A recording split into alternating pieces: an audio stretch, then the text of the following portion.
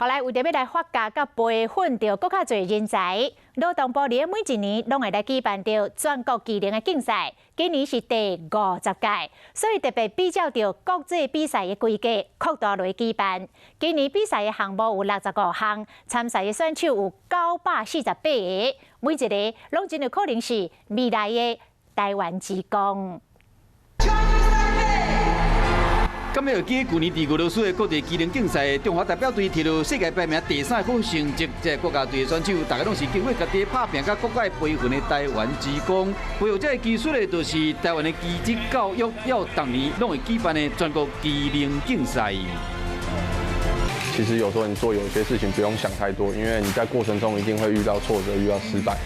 一直练习，就是希望讲会使走向更较专业的道路。这群少年人唔若有热情尔，更加有超群的专注力甲毅力。全国技能竞赛今年已经第50届，加上今年嘛是台湾加入国际技能组织50周年，所以讲今年的全国大赛特别参照国际比赛规模，刷到台北南港展览馆2楼扩大举办。今年比赛项目有65个职类，总共有948名参加比赛选手，头顶就使入选国手。